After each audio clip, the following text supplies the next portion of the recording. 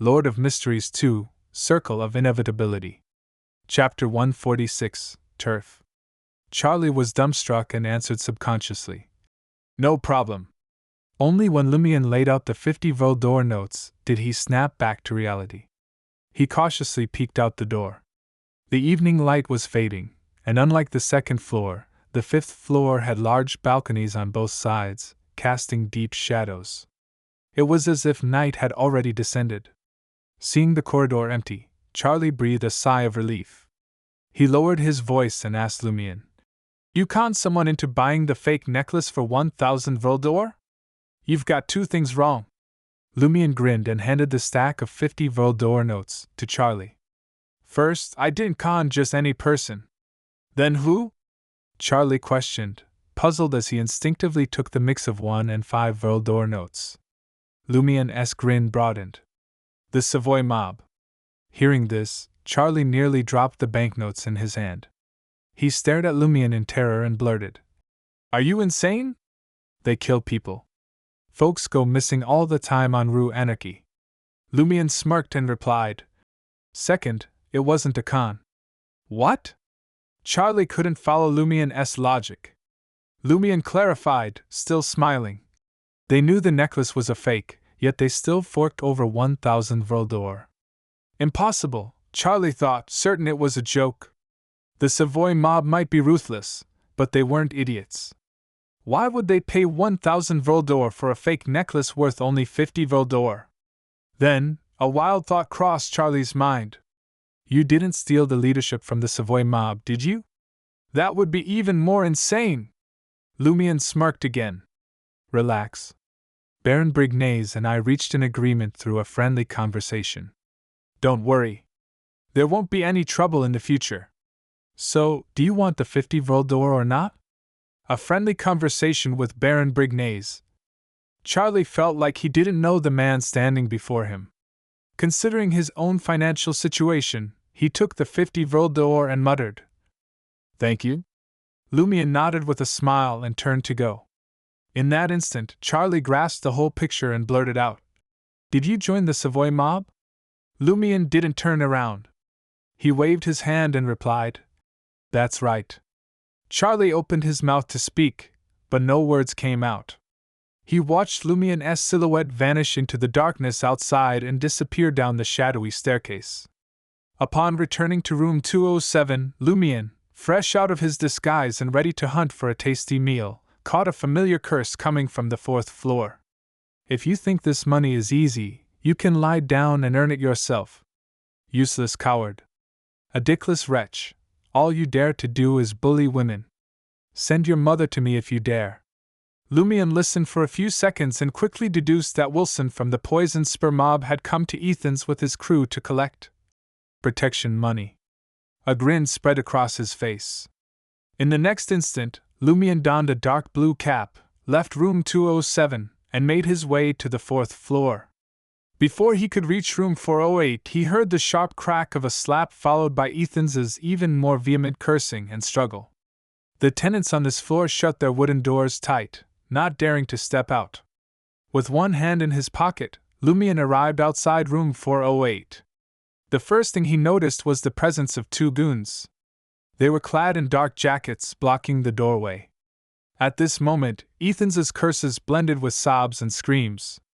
"You sons of bitches! I curse you! I'll rip off your dicks!" Lumion raised an eyebrow and approached the two thugs at the door. "What do you want?" one of them barked. Lumion didn't reply. Instead, he took a sudden step forward, reaching out to grab them.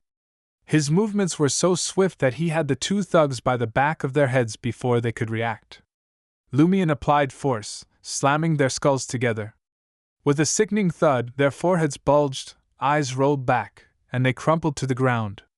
As they cleared the way, Lumion glimpsed the scene inside the room. Ethan's, her flaxen hair and delicate features in disarray, lay on the bed. Her dress was torn, her face visibly bruised and swollen. Wilson, his curly brown hair and deeply creased face sneering, was pocketing a stack of banknotes. His belt unbuckled, another thug was holding Ethan's down. Sensing the disturbance at the door, The poison spur mob leader swiftly reached for his belt and glanced outside. There he saw Lumion, casually wiping his hands and stepping over his two fallen comrades. Not giving Wilson a chance to speak, Lumion grinned and said, "Didn't anyone tell you that Auberge du Coq d'Or is now under the Savoy mob's protection?" Mid-sentence, he lunged forward, throwing a punch before Wilson could fasten his belt. Wilson hastily dodged and buckled his belt. Simultaneously, his eyes narrowed as they locked onto Lumion. Lumion suddenly felt a wave of fear. It was the unbridled fear of an ordinary person facing a villain or a thug. Wilson had manifested such emotions. Yet, even as an ordinary person, Lumion wasn't cowed by villains who wouldn't dare to fight back. As a vagrant, he had always believed in fleeing and surrendering if possible. If not, he'd drag the other party down with him. Now, as a Sequence 8 Beyonder, he was even more fearless. Another Beyonder? Lumion harnessed the intensity of his fear to grapple with Wilson and unleash his close-quarters combat skills. His hands, elbows, knees, and feet transformed into weapons, overpowering Wilson, who had barely buckled his belt. As the sounds of their struggle filled the air, another thug sprang into action. He grabbed a chair in the room, poised to smash it into Lumion's back. But Lumion twisted his upper body like a serpent, circling behind Wilson. Bang! The chair struck Wilson's head, sending him reeling. With a crash, the already unstable chair splintered. Lumion coiled his body like a spring and lifted his right leg. His heel struck the thug's lower abdomen with pinpoint accuracy, eliciting a muffled groan. The thug's eyes bulged as he clutched his crotch and crumpled to the floor. He writhed in pain but couldn't make a sound, like a rooster with its neck throttled. As Lumion's right foot swung back, his arm lashed forward, whipping Wilson's chest.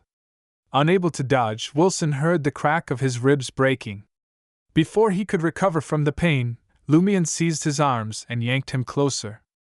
Pfft! A knee to the chest greeted him.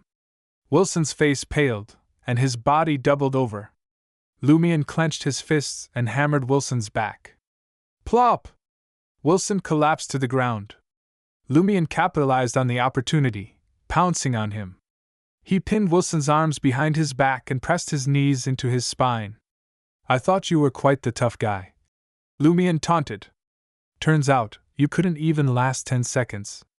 Based on his assessment, Wilson was only at Sequence 9, a sequence that focused more on combat and physical enhancement.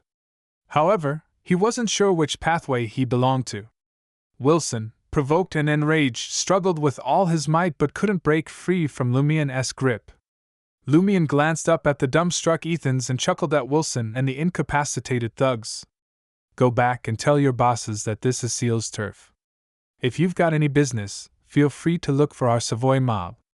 You're a dead man," Wilson snarled. Lumion smirked, retorting, "I'm not sure if I'll die, but you're the one dying now. You dare to kill me in front of so many witnesses?" Wilson mocked. Lumion said nothing. He tightened his grip, and a sickening crack echoed in the room. Wilson let out a spine-chilling scream, beads of cold sweat the size of beans breaking out on his forehead. His arm was broken. Lumion hoisted him up and leaped onto Ethan's wooden table. He pushed open the window and dangled Wilson over the outer wall. Glancing down at the deserted alley, Lumion smiled at Wilson and taunted, "Try guessing. Do you think I dare to throw you down?" Wilson stared at the cobblestones more than 10 meters below and recalled how resolute the other party had been when he said he'd break his arm. For a moment he didn't dare answer. Just then, Lumion released his grip. "I haven't answered yet." Wilson's body plunged downward in sheer terror. With no other option, he desperately tried to adjust his posture to protect his vitals. Crash! He hit the ground with a sickening thud, his flesh instantly mangled in multiple places. Lumion observed for a couple of seconds before chuckling. "Quite a tough one. You're still alive. Is your nickname Rue Anarchy Cockroach?" Ignoring Wilson, he jumped off the wooden table and addressed the 3 thugs struggling to their feet. "Did you hear what I just said?" The 3 thugs nodded fearfully and turned to flee. "Wait!" Lumion called out to them. The three thugs froze on the spot, their bodies trembling slightly. Lumion gestured at the shattered chair and grinned. "Aren't you going to compensate for the damage?" The three thugs hastily pulled out all the banknotes they had and tossed them on the floor. With Lumion's nod of approval, they stumbled out of room 408. Ethan stared blankly the entire time, only recalling the words that this place had been taken over by the Savoy mob. Then, she realized that Seal from the Savoy mob hadn't informed her about how much she should pay or how often she should pay in the future. He didn't even glance at her as he walked straight to the door. Ethan's instinctively opened her mouth, wanting to ask something, but she hesitated, fearing the Poison Spur mob might retaliate. She watched Lumion's figure vanish into the darkness beyond the door.